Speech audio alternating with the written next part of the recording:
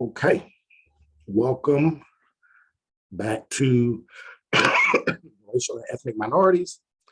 Um, this is for the week, November 1st through the 5th. This Monday through Friday. We're going to be talking about cultural appropriation, which is quite an interesting topic. Something that brings about a lot of conversation on social media, podcasts, panels related to race and ethnicity or race and culture. So yeah, I think this will be really interesting. I was thinking about doing a discussion, but then I, decided to just kind of leave some things open, but you do have an assignment. So you will be able to express, you may be able to express some of your thoughts. Well, actually, no, I leave it open, but you do have an assignment for this topic. But I think it's really interesting. Hopefully you read the essay. Hopefully you check out some of the things that I have laid out for you about this topic. And yes, we will go from there. First things first, you have a quiz 3. You have a quiz available on November 8th. It will cover the reading, essay 24. Black Lives Matter is racist. Black Lives Matter is racist. So yeah, that's what your quiz will be covering. It will have 5 to 10 questions related to the reading. The questions to the quiz will be available under Files Reading Quizzes. Entitled Quiz 3, Black Lives Matter is Racist, at 1 p.m. on Monday, November 8th. You will have 24 hours until 1 p.m. November 9th on Tuesday to complete it. On a separate Microsoft Word document, you will record your answers to the questions. You will go to the assignments link, click on the reading quizzes, and find the portal that says Quiz 3, Black Lives Matter is Racist. And there you will upload your answers. No submissions after the deadline will be graded under any circumstances. If you have questions, reach out to me during my office hours. Your deadline for the quiz is November 9th at 1 p.m. So it'll be available on November 8th on Monday. You will have 24 hours to complete the quiz, okay? So we'll go right into topic. So, what is cultural appropriation? Okay, what is cultural appropriation? What do we mean when we say cultural appropriation? What is the difference between cultural appropriation and admiration or acknowledgement? Right? So a lot of times when people think about cultural appropriation, they think about people outside of a certain group who take on the characteristics, or they take on styles, ideas, norms, traditions of a group that they are not directly a part of, or it doesn't appear that they are directly a part of, right? So when we think about cultural, that is oftentimes what people think about when they say cultural appropriation. So for example, if you have a white person who is wearing Native American garb, or maybe I shouldn't, maybe not garb, some people say garb, but Native American clothing, right? That is seen as cultural appropriation. Okay. Or some people may see that as cultural appropriation. This is a very interesting lecture, and it actually works a lot better with people, but because this is more kind of open-ended, and we are going to talk about some things out of the text, but yeah, this is much more open-ended. So we're just going to have some, well, we typically would have more open-ended dialogue, but it's fine. And feel free to, email me. Some of you do. Some of you might just email me your thoughts about the lectures, or, you may get to a point in the lecture and be like, oh, I was just thinking about this. I just wanted to send this to you. So I always appreciate that. And I always respond to those emails or those inboxes. But I was recently watching a interview with Kevin Hart, because cultural appropriation may not always be white and non-white. Typically, when we see it, we think about white people and non-white people, white people wearing or taking on the styles, designs, traditions of non-white people. But some people may see cultural appropriation happening intra-racially or between other people of color. We're going to talk about it more later, look at somebody specifically. But I was watching an interview with Kevin Hart, and Kevin Hart was under fire. I don't know if you remember, he was asked to host the Oscars, and he was really excited about it. It's a pivotal point in his career to host the Oscars. Then it got popular, or somebody pulled up some old tweets back in 2010, where he said some very homo-negative things. And that was what he tweeted back in 2010. It was a little bit of a different time, but nonetheless, it was homo-negative. And somebody brought that out and said, is this the person that we want representing us on the Oscars and all this sort of thing? And if I'm not mistaken, I believe the Oscars rescinded that because of the traction behind that. They rescinded that that offer, if I'm not mistaken. I think they rescinded it. And then later, when people like Ellen DeGeneres and other people came to his defense, they offered it again, and then he said no, he would not do it. I think that's how it happened. It was something along those lines. Anyway, I just remember him being asked to do it again, and he decided not to do it. I'm telling you this backstory for a reason. The reason why Ellen DeGeneres came to his defense was because, number one, they're friends, but number two, Kevin Hart had already discussed these tweets, right? This was back in 2010. This was before he was wildly popular as he is. And he made some jokes, and he's even made these jokes publicly on his earlier specials. One particular joke he makes about him being afraid that his son is going to come out gay. And he makes this joke it's on one of his specials called Seriously Funny. People are laughing. It is what it is. As he moves forward, he has publicly said several times, I'm sorry that I made that joke. It was not funny. I know now what the LGBT community plus community goes through, not personally, but I see now that these jokes were not proper at the time, and I will not make jokes like that presently.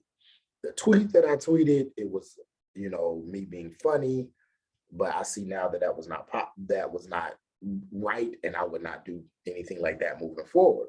So he's apologized a bunch of times for those tweets in the past, because they came up maybe like 2016, 2017.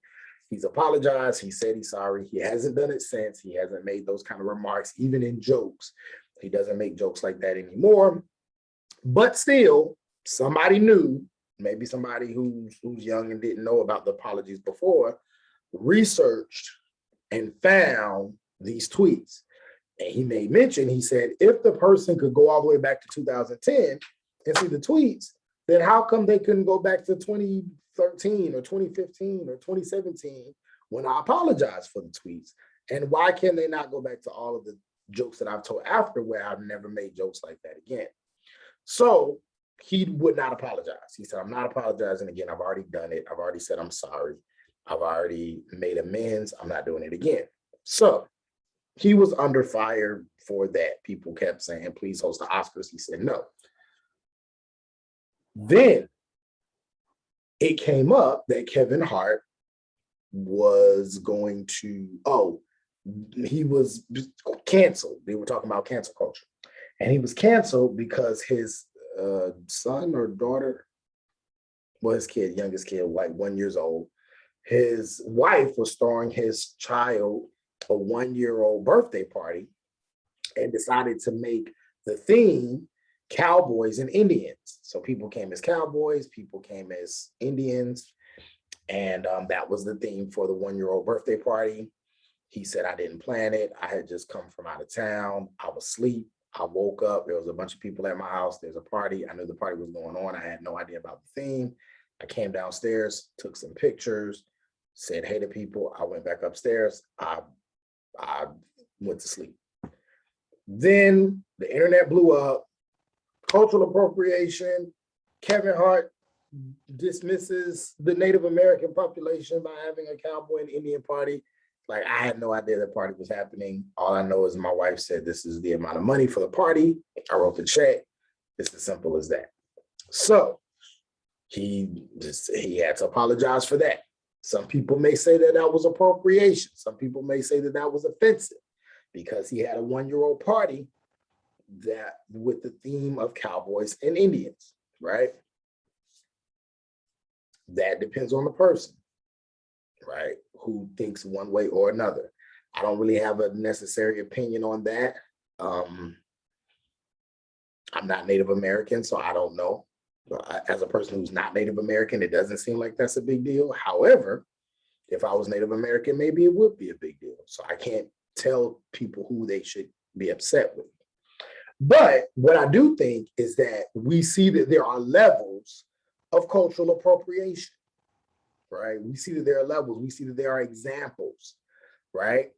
At the same time, while people can appropriate culture, right? I think the biggest example is blackface. People putting on blackface. People, and you see that in this example here, a person who, particularly a white person, putting on a blackface, dressing up and acting like Black people, getting paid, or so-called acting like Black people, acting like the stereotypical versions of Black people, getting paid to do it and using that to forward some kind of acting career is racist. It's appropriation. It's just bad all the way around, right? However, maybe there's a thin line between cultural appropriation and cultural admiration, right? Another example, and again, it would be, it would be dope to have a more personal discussion, but I get it. But a really good example might be someone like, most of you may know the rapper Eminem, right? I was young, probably in high school when Eminem first came out, and or maybe I was in middle school or high school, something like that. And Eminem was very popular. And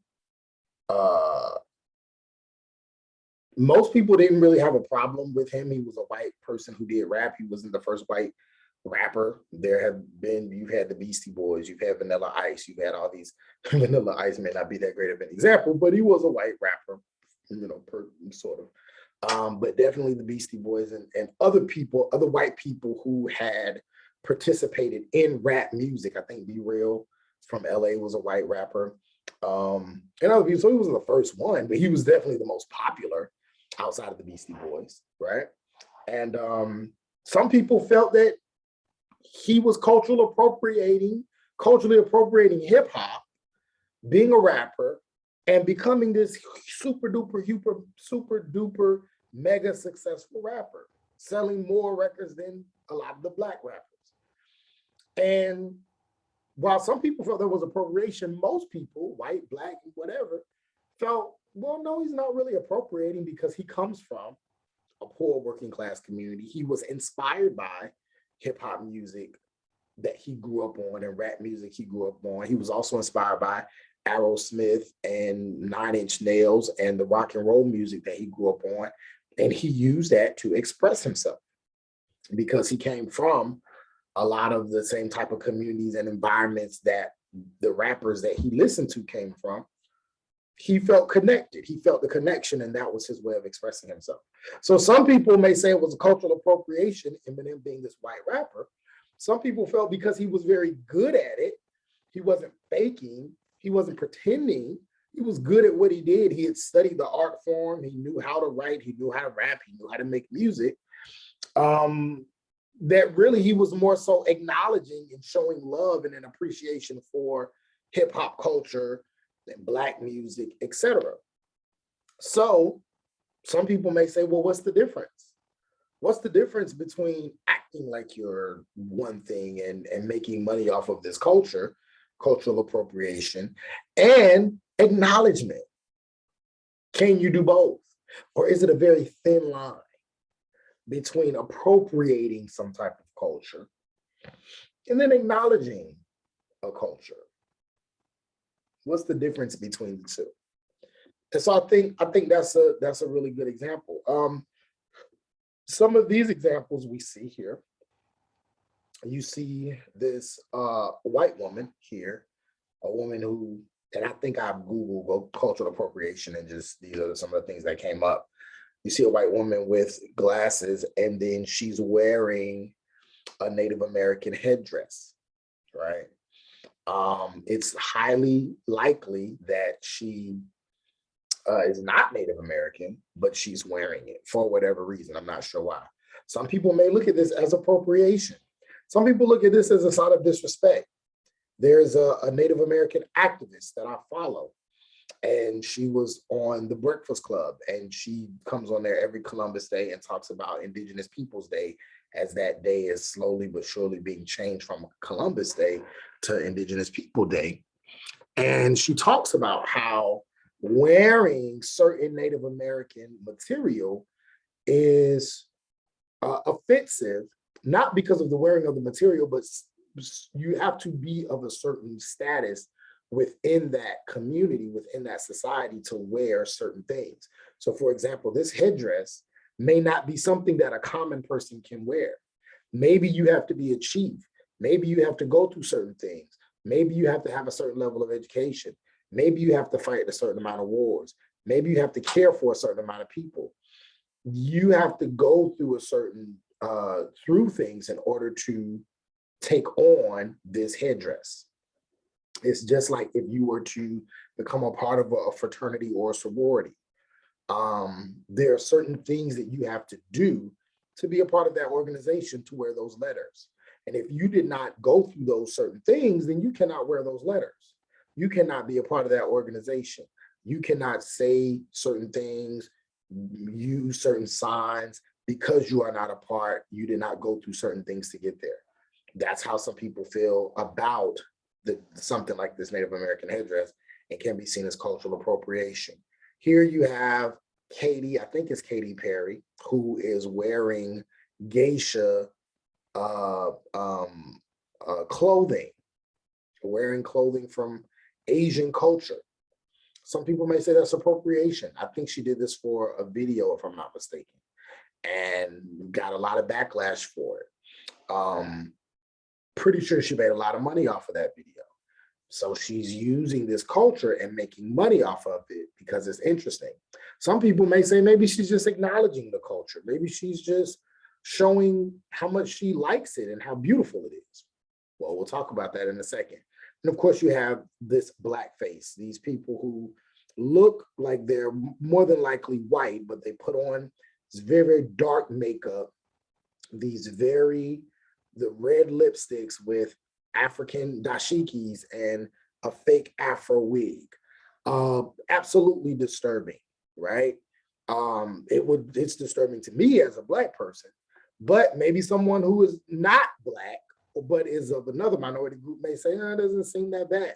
That's why these conversations are very nuanced. To some people, it may not seem that bad. To others, it might. That's why it's important to talk to the people who represent the group that will be most directly affected by these things, right? It would be unfair for me to say that Native Americans shouldn't be upset about something if I'm not Native American, right? Just like a person who's not Black may look at that and say, it's not a big deal. Well, to a Black person, it might be, right? So it really depends, right? But again, that doesn't look like acknowledgement. That looks more like appropriation, or even maybe worse than appropriation is a mocking and a mimicking and a making fun of these exaggerated elements of a group of people, right? But then you have a person who looks to be Black or a person of color, but they are adopting and wearing material designs of another culture. So maybe this person is Black or African American, but wearing Indian. And when we say Indian, not Native American, but Indian clothing, Indian designs, is that an example of appropriation? Can people of color appropriate other people of color's culture? And of course, probably the most popular example is when white people, particularly white women, put braids in their hair and then call it something else to say that it belongs to them or they started it or it's a new trend, when braids are something that goes back in African American and African culture for centuries and centuries and centuries. So these are some examples. Some of these examples look like appropriation. Some of them just look like racism. And then some might look like more acknowledgement. So which is which? And that's what your reading talks about. Your reading gives us a much deeper understanding of appropriation by telling us that cultural appropriation happens when, number one, a member of the dominant status group is praised for doing something a subordinate group member would be othered.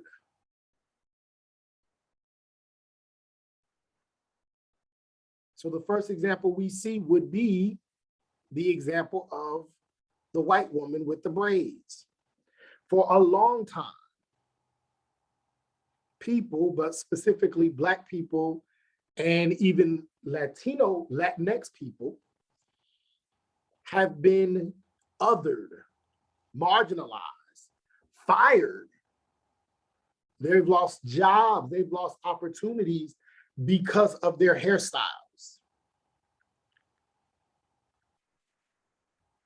The member of the dominant status group, because of their hairstyles, the member of the dominant status group have punished people of color, particularly Black people, for wearing braids or locks because it seemed uncouth. It seemed like it was something that was unprofessional. And then later on, you have other people who decide, I think I want to wear that. And then they do, and then now it's acceptable because a white person has now worn it. And it's seen as a hot new trend. Wow, did you see those, what they call box braids? And Black people say, box braids, you mean cornrows? Something that was done in slavery? You can literally see examples of enslaved people with braids in their head. Something that was done all the way back in Africa. So that is an example of cultural appropriation. And when this happened, a person then becomes othered. What is othering, Dr. Grant? Othering is framing a subordinate group as culturally or intellectually inferior. So saying this is ugly. Locks, those are unkempt. Those are not, those are inferior, those are unprofessional. To have those is to show that you are not cultured. That's othering somebody, saying that they're culturally inferior, intellectually inferior, and then turning around and then taking those same styles, those same ideas, those same traits, or putting it on yourself and saying, look how cool I am. And everybody says, oh, look at that. What are those called? Dreadlocks. I came up with them. And the person who you othered is looking like, no, you didn't. You told me it was ugly. I got fired for that. I had to cut my hair for that. And I liked them. That's a tradition that goes back in my family. So that's what othering is. Cultural appropriation also happens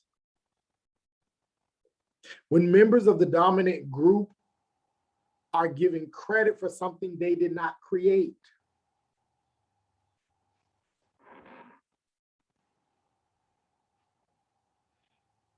So cultural appropriation, and I mean, honestly, this whole lecture could be examples. I mean, that's why I'm just kind of saying them in my head. But I mean, I watch a lot of documentaries and interviews and stuff like that. So I just, instead of just looking it up and having you click on them, but you can find them yourself, I'll just say them out loud. But I was watching an interview with Ray Charles. Some of you may know who Ray Charles is, some may not, but he was a R&B musician, jazz musician, very genius soul artist of the 1950s and 60s, and even some of the 70s as well. And there was this more recent interview. He died in, I think, like 2004. But there was a more recent interview with him, maybe in the 90s or early 2000s. And he was asked about Elvis Presley. And he talked about, he kind of laughed. And he said, Elvis Presley, you know, he could do a couple things. But Elvis Presley is seen as the king of rock and roll, the creator of rock and roll. He was the one that ushered this in. People look at him as the best. And Ray Charles says, not at all. Everything he did, he got from Big Mama Thornton, or he got from was it Chubby Checker? No, not Chubby Checker. What was the other guy's name? Can't remember. I can't remember. He used to do what they call it a duck walk. But he got a lot of his ideas from these Black rock and roll artists who were not as big, but especially Big Mama Thornton, because he literally took her whole song. The Hound Dog song is her song. And the song is actually about race. The Hound Dog is I think was like a code for the white man. And he took that and did his own thing. Now it was during a time where you could take people's music, you could sing in the exact same way, make money, and nothing was gonna happen. Now it's not as easy to do that. But at that time it was. So Ray Charles said, he didn't create rock and roll. He stole it and did not give credit to the people that he stole it from. And that was a big problem. So when people like Elvis Presley gets credit for either creating rock and roll or being the best at it without giving credit to the people who originated it, then that can also be a part of cultural appropriation. When individuals dress up as cultures, not their own, and exaggerate features of another culture, which can be offensive. So the biggest example of that would be what we just saw with the white people in the blackface. And very few Black people, particularly African Americans, may be that dark, but you make the person extremely dark, extremely Black, with these red lipsticks that are really, really thick to accentuate or make fun of Black people having big lips, right? Then you practice cultural appropriation because you're really exaggerating these features for comic relief. Another example, this probably would have been a good one as well. This was more recent. It was found on social media there was this trigonometry teacher, you can Google this, in California. All right. Trigonometry teacher in California. She was caught on tape wearing Native American designs, clothing, what looked like Native American designs and clothing. And she was running around the classroom and the kids were laughing as if she was a so-called Indian and doing stereotypical things that we've seen in movies that would now be considered racist of what so-called Indians would do. Making the noises, running around, acting very, for lack of a better term, ignorant. It was really, really, really bad. And it makes you cringe when you watch it. That someone who is of age should know better than to do something like that, especially in the age of cameras and camera phones. You know, somebody's taping you. It's very, very cringing. All you have to do is Google teacher dresses up like Native American or Indian or whatever, and it'll pop right up. But it was very big on social media. I think they said now she's on administrative leave. People kept saying, please repost this, because the young man, it was a Native American student who recorded it and posted it, and it went viral.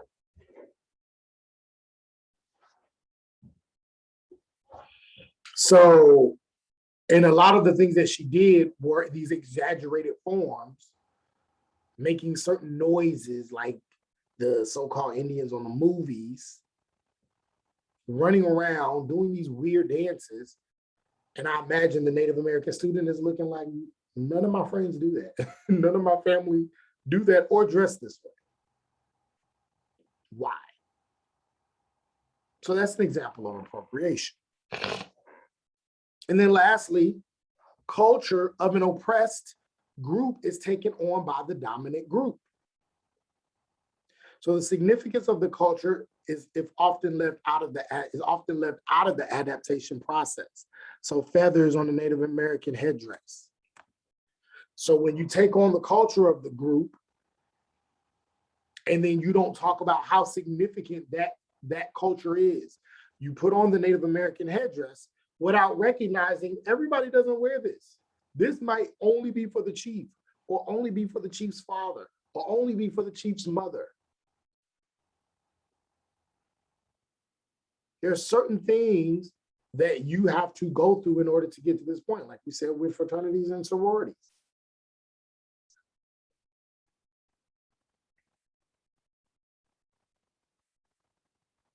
But everybody can't wear everything. Everybody can't do that. But when you don't present the significance of the culture, when you're showing appreciation, which may really just be appropriation, then that's what happens.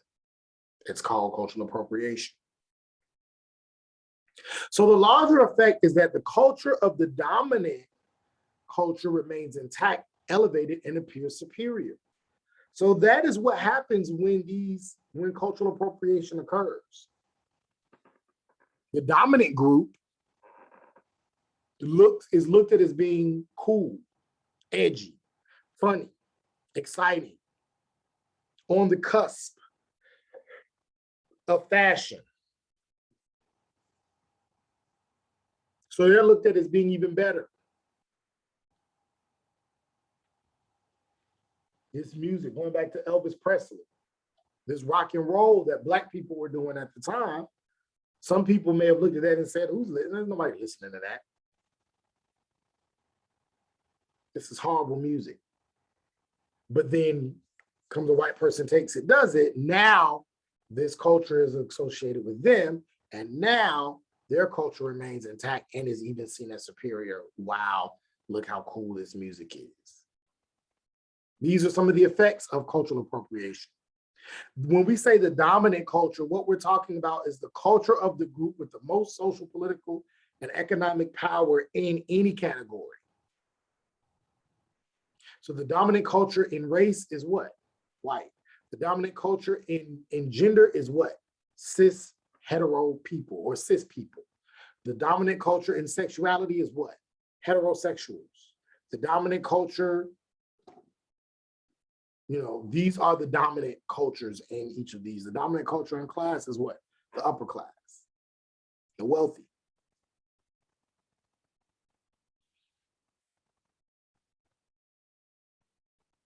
So when we think about cultural appropriation, during what time of the year is this most likely to occur?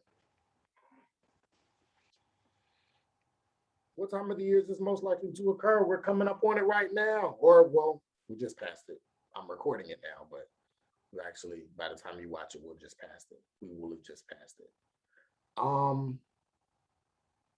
Halloween. That's when we start getting all of the stories, right?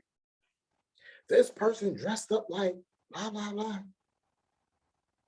This person wears blackface and blackface and that. We just get all the stories. Not to say it's right, but this is a lot of times when we get it. And the fact remains is that you can show an appreciation for that culture without putting on blackface or without putting on a headdress. I've seen it. Right after Black Panther came out, everybody loved Black Panther, not just Black people.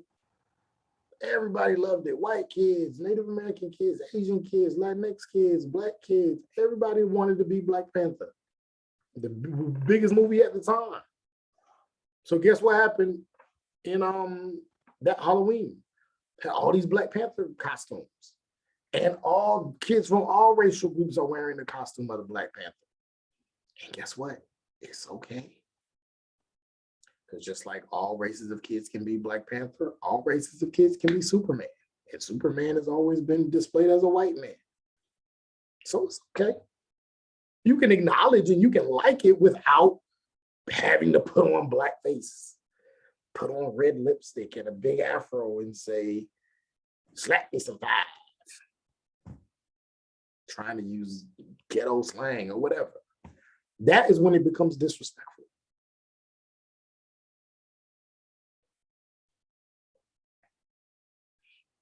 And the most common example of cultural appropriation is what? We talk about Halloween, but what's probably the biggest examples and the most expensive ones, if you ask me? And I actually feel bad because I really like this team. They're in the World Series right now.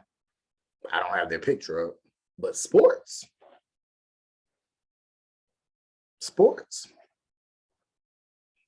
I've always been a Braves fan. I like the Braves. I've been to Braves games. They're in the World Series right now. They won game 1. Hope they win the second one. But they have been under wraps for a long time. Not under wraps. They've been under critique for a long time for their mascot and them doing the tomahawk chop. Other teams as well. The Cleveland Indians. That looks exactly like blackface. This extremely red symbol with these extremely white teeth. They're just happy. That looks exactly like the blackface that you may be familiar with. Florida State, oh my goodness. They've been going back and forth with the Native American community for years and years and years and years about the Florida State Seminole symbol. And the fact that that symbol makes Florida State University millions and millions, if not billions of dollars every year. They have that symbol on all of their merch.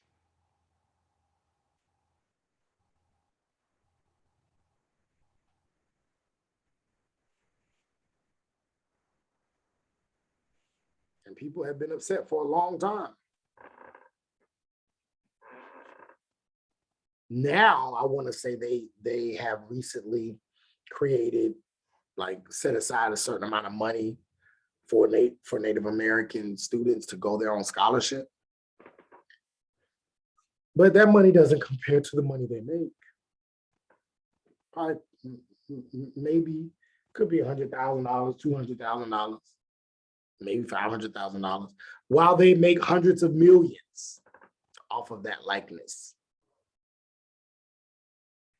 Land O'Lakes butter. We see this woman, she looks very much like a white woman, on her knees, serving butter to somebody. What does butter have to do with Native Americans?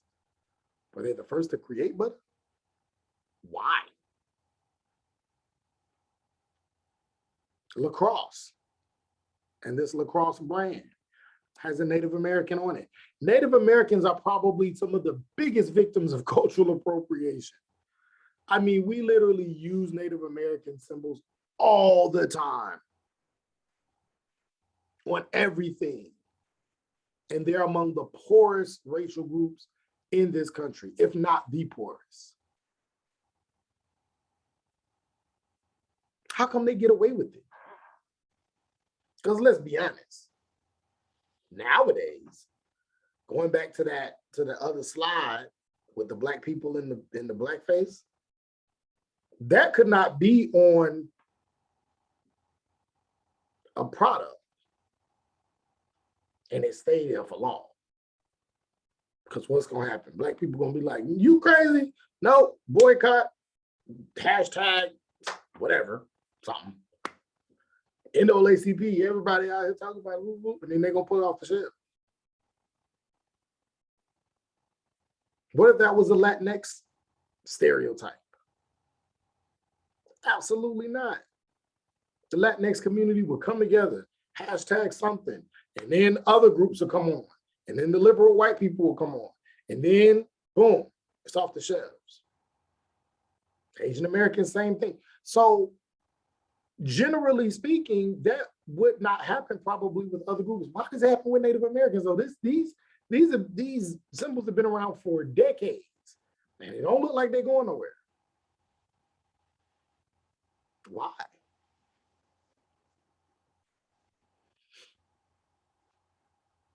You know what? It's probably because of population. The population of African Americans in the United States is quite large. What, 30-something million or something? The population of Latinx people in America is quite large. Asian Americans, quite large. But Native Americans, remember, they were almost wiped out altogether. And they're all now on these small, not all, but many of them are on these small reservations in the middle of America. So some people say it's just not enough of them to make a lot of noise. They would have to depend on other racial groups to say, hey, this is wrong. Because just them is not enough. Just them is not enough to make enough noise to affect buying power, to affect the narrative. That's one thing that other minority groups have at their disposal. If Black people decided, oh, we're not buying Land O'Lakes butter no more, it would affect their bottom line. If Black people say, we're not playing for Florida State, going to Florida State, it would affect their bottom line. Same thing for other Asian Americans, Latinx people, because there's so many of them. It can affect the bottom line of the corporation. Native Americans, not so much, because many of them have been wiped out and still being wiped out through poverty, through alcoholism, all these different things. So that's one of the things that is discussed. Why are we able to do that with this group? Because of the much lower population. So they need other groups to stand beside them to say, this is not right and we need to make a change. Next slide. So how do people control cultural production? This control of cultural production. How do white people typically employ this? Through things like the media, through entertainment companies, through sports teams. These are the ways in which cultural production gets controlled and the narrative gets pushed in a certain way. And the reason why white people are able to maintain this is because they have what's called cultural hegemony.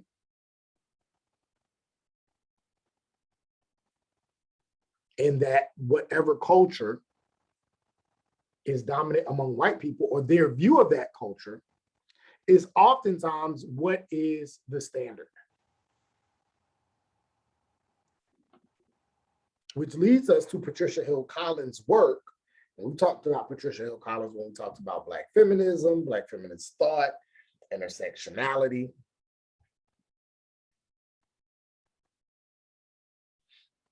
And part of her book in Black feminist thought, one of the key themes that she uses is something she calls controlling images. Images that are designed to make racism and sexism and poverty and all these other forms of social injustice seem to be natural or normal or inevitable parts of everyday life.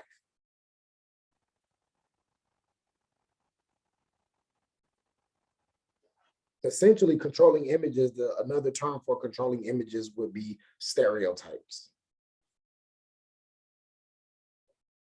Stereotypes.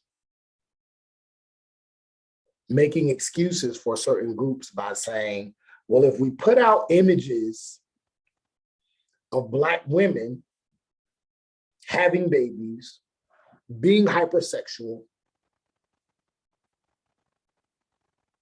if we put out these images, then we can make a case for why it's necessary for us to control their bodies through Norplant vaccines.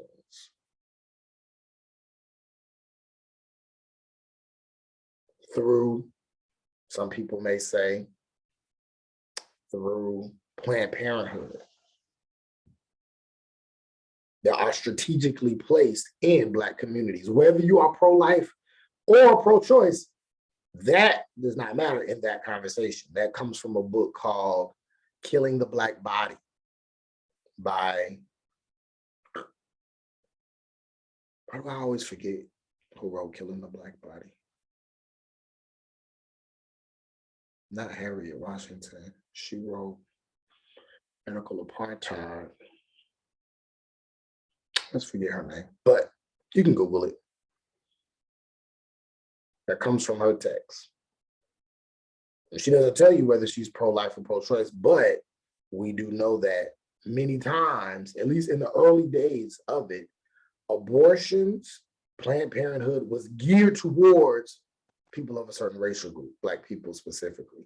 In fact, there is and I have this in a whole lecture. I don't give this lecture in this class, but there is Margaret Sanger was the woman who created Planned Parenthood. And she is on record. You can find this on YouTube, where she actually says Black people should be exterminated. She's on record. That is an actual quote from an interview. You can Google that, and then you can go look at the interview where she says that Black people, this is like in the 1930s, so interview from like the 30s or 40s. So she's really old, but that was part of the reason why she created Planned Parenthood, was to control the population growth of minorities, but specifically Black people. Going back to controlling images, again, this comes from Patricia Hill Collins' work. So she talks about this, and she says, because of these images, these racist and sexist images of Black women specifically, this is used to then push forth and support programs like Norplant to control the Black population growth so that we don't have these undesirables in our country. Very similar to what Hitler did in Nazi Germany. Yeah, that's a whole nother lecture that I have, but yes, that's part of it. Other controlling images. Images of the angry Black woman she talks about. This is then done to make excuses for why, if the Black woman is angry, then her son grows up in an angry household. And that's the reason why he's a part of the criminal element. That's the reason why he's going to school and he's getting in trouble and he's fighting and he's carrying guns and he's getting involved in all these criminal activities and he's violent. This is why Black boys are so violent. It's not because of the poverty. It's not because of the influx of guns in their community. It's not because of the underdevelopment. It's not because of the systemic racism. It's not because of the microaggressions. It's because the Black woman is so angry. These are controlling images, and then these images are pushed forth. And this is what Patricia Hill Collins says, they're used to now make things that are unjust. Well, then it's natural as to why police have to be more aggressive with them. It's natural why we need to put Planned Parenthood facilities in their communities. These things are natural because this is the way that they are. Controlling images, stereotypical images, cultural hegemony. So this is the argument that people like Patricia Hill Collins, as well as the author of this text, this is what they're stating. This is why cultural appropriation we can sometimes use it very lightly, but in reality, it can be very, very harmful if it's not checked, which is the reason why in movies like Birth of a Nation, I think we talked about this in this class, movies like Birth of a Nation, W.E.B. Du Bois was called for a complete boycott of it because of the way that it portrayed Black people. And portrayal of people lends itself to the reason why certain people believe or have ideas or images or stereotypes about other groups, and that can play out in real life. So we have to be very careful how we portray people on the big screen. So 3 strategies a person can use, going to the next slide, to examine the existence of appropriation on page 300. And this is what I really like about what Brittany Dennis does with this essay. How do I know if I might be appropriating? 1, assess. Simply ask yourself if you would be offending a culture by your actions. Most individuals are aware of their own culture, race, or ethnicity. If you are trying a new style, considering wearing a bindi, locks, or a Native American headdress, think about why members of those origin cultures do those things. Many of these cultural markers have come to be associated with fashion, but that is not how they are perceived in the origin cultures. Locks. It's looked at as being a fashion, but if you do the history of locks, dreadlocks, dreads, sometimes they're called, there's a spiritual meaning behind that hairstyle. Some people believe that the energy and the spirit of God was trapped inside their head if they locked their head and it would not come out of them. If you look at the biblical story of Samson, and Samson had locks in his head, and he could not cut his head because if he did, then his strength would be gone.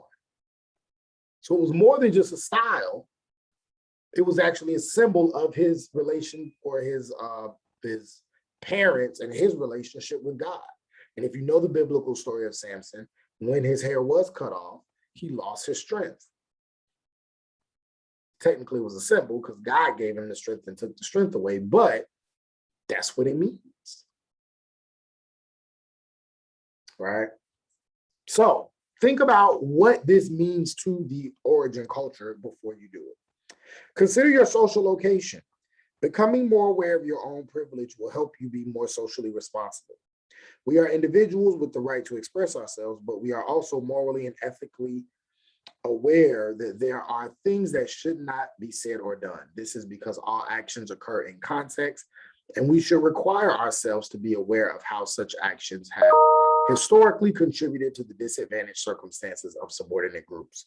So think about who you are. Think about your social location. your race, your class, your gender, your sexuality.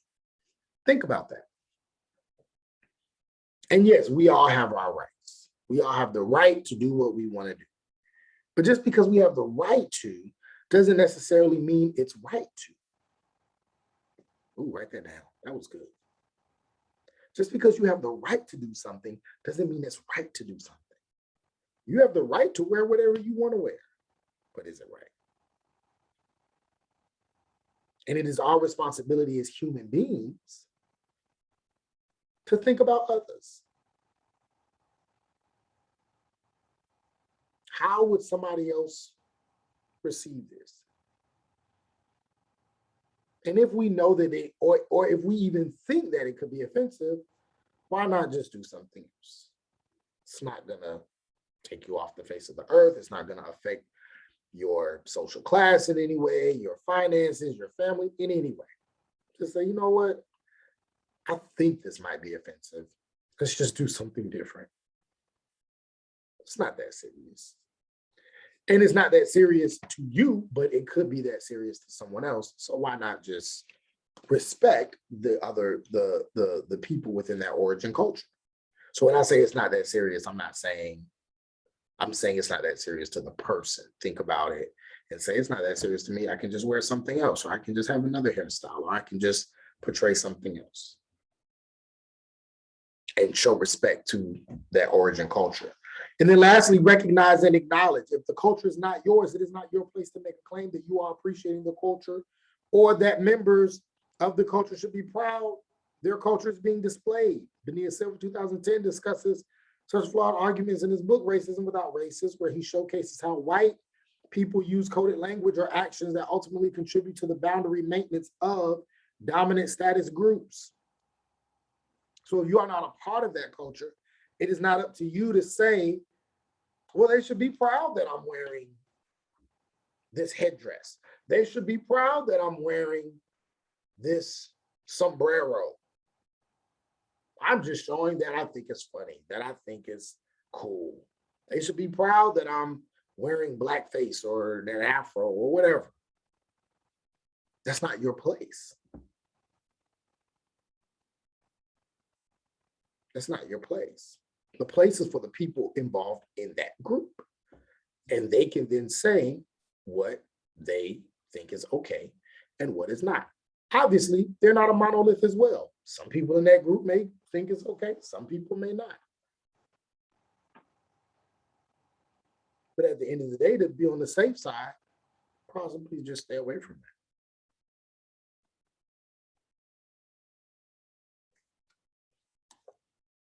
But it is important, even if a person wants to or has a question about it, at the very least, it is important to recognize and acknowledge the culture, which is why I have Bruno Mars right here.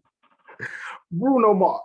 And let me go on record by saying I actually like Bruno Mars's music. I think his music is very interesting. And this will be a really good podcast episode. So if any of you have podcasts, this will be interesting to talk about. And I actually have a link to a conversation. You don't have to watch it. I just put it there if you want to, if you're interested in this topic. But Bruno Mars is a really good example of this because he falls on that weird line of cultural appropriation and cultural acknowledgement. And he's a person of color. So it's very nuanced. It's not as easy as just black and white. It's not as easy as blackface. Not that easy. Sometimes it's real nuanced. Because some people say, well, can we accept Bruno Mars? I mean, he makes great music. The president, even the first black president, is listening to his music. Gotta love it. Michelle Obama loves Bruno Mars. Can't be anything wrong with him, right? And for those who may not know, Bruno Mars's music is not original by any stretch. His music is definitely a product of 70s and 80s funk, R&B, house kind of music. So it's not original, but it does sound good. Like I said, I like it. So it does sound good, but it's not original by any stretch. But the difference is Bruno Mars does number 3. He recognizes and acknowledges that his music is not very original. He will tell you, yes, this comes from Morris Day at the time. This absolutely comes from Prince. This absolutely comes from Teddy Pendergrass. He'll say it. I have been greatly inspired by these people. And I like the music. And I incorporate these ideas in my music. And he does it. He's also very talented. He can sing very well. He can dance very well. He's a great showman. So it's a weird line because to some people may say, I love Leave the Door Open. Why? Because it reminds them of the music of that time period, music that their parents probably listened to or grandparents or whatever. So, and it sounds, again, exactly like Teddy Pendergrass, Close the Door. He has a song called Close the Door, but it has very, very similar feel, right? So it sounds like it, you like it, but then he does pay homage. He doesn't do what Elvis Presley did. He doesn't take it and steal it and say that he originated. He'll tell you, I did not come up with this music on my own. But then the larger question is, does anybody come up with music on their own? Isn't that what music does? You're inspired, you try to be like somebody, and then as you're trying to be like that person or that group that you're inspired by that you grew up listening to, then you come up with your own sound. Isn't that what we do in music and art?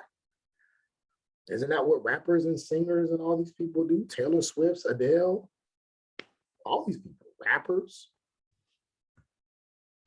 So where would Bruno Mars lie? Is he culturally appropriating or is he culturally acknowledging? And if you click on that link, you'll see people on both sides. And then the bigger question is, and he's a person of color. He's not Black. He does not, if I'm not mistaken, he does not identify as Black. But he has been inspired by a lot of Black music. Is he culturally appropriating? Interesting question. I thought about giving y'all this as a discussion, but I figured I'll leave y'all alone with discussions for now. But you do have an assignment. So if you want to incorporate that into it, you can. It's up to you. But I think that this is a very interesting topic because it's really hard to say. Because at least in my opinion, Bruno Mars isn't disrespectful. I just wish he was a little more original, but he's not disrespectful. At the same time, to someone else, they may say, cancel Bruno Mars. Obviously not enough people say it because he sells a lot of records. So just to show you how nuanced this conversation is and just to show you how complicated it is, it's not an easy black and white type of discussion. So you have a class assignment. Usually with documentaries, I would have you answer questions, but I said with this one, I want you to answer questions. And this one isn't long. This is only like 20 minutes long. This documentary is called Braids. It's very interesting. And I know a lot about cultural appropriation, and I learned a lot from this documentary. This documentary is called Braids. And while you're watching this, I want you to answer, well, you don't have to answer questions.